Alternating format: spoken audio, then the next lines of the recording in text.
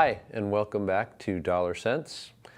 Here once again with Joe Camargo, a partner at Platinum Wealth Partners and our resident guru for the series, as we look at all the different aspects of our financial system.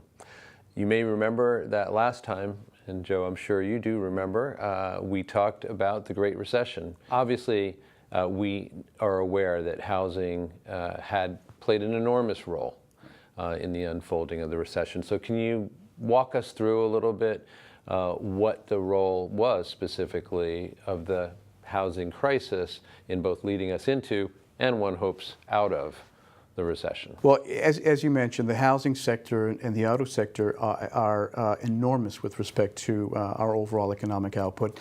The U.S. being the leading financial engine in the global marketplace, there's also an obvious impact, a ripple effect that those two sectors have across the globe. If we go back a little bit in time, the U.S. went through an enormous buildup in residential construction and commercial construction. If we go back to the early 1990s, just after the S&L crisis, we had a period of time, call it 15 years, give or take, in which housing was incredibly strong.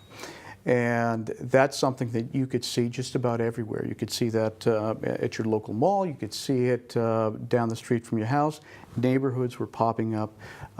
Malls, plazas were popping up. The problem, though, with that, I think most people look at that as a positive, and it is up to an extent. And the extent is, or it goes back to one of the concepts that we talked about earlier, and that's supply and demand. If there's an enormous supply of housing and there is a change within the business sector, within the economic cycle that we talked about, as they say, all good things must come to an end. What goes up must come down. And that was just as true with respect to housing as it was to the auto sector, as it is to anything else. Just as housing propels us into economic prosperity, housing also has an enormous impact with respect to a recessionary period.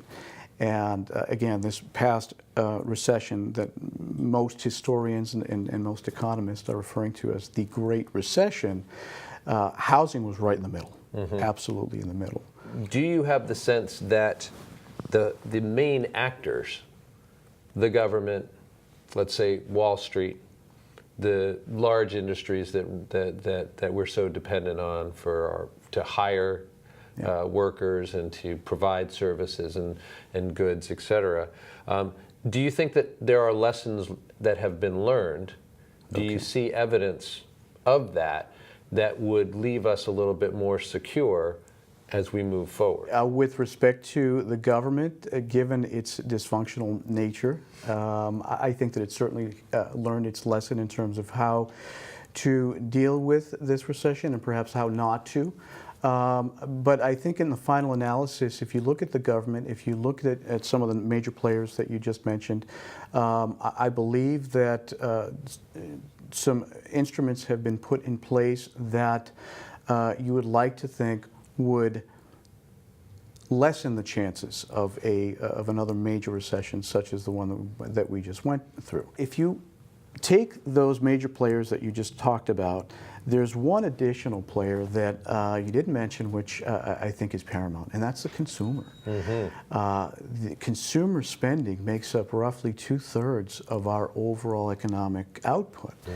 And I like to think that the consumer, despite what you hear, has done a nice job in terms of fixing its balance sheet and in terms of spending on automobiles. There's enormous pent-up demand for automobiles and other durable goods, dishwashers and general appliances. When the economy is not doing quite so well, those sort of things aren't purchased. One example, a very unscientific way, I think, of gauging how well the economy is doing is take a ride to your local mall on a traditionally non-shopping night, a Tuesday or Wednesday night. At the height of the recession, the plazas were just ghost towns. Barren, I assume. Barren. Yeah. Now, if you were to take a ride on a Tuesday, Wednesday night, a Monday night, people are shopping, and they're shopping for things that are of a discretionary nature, which is a good sign. Yeah.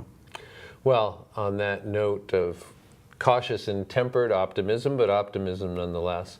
I will thank Joe for guiding us again through this most recent exploration, and thank all of you for joining us for this edition of Dollar Sense, and invite you to join us again in the future. We'll see you then.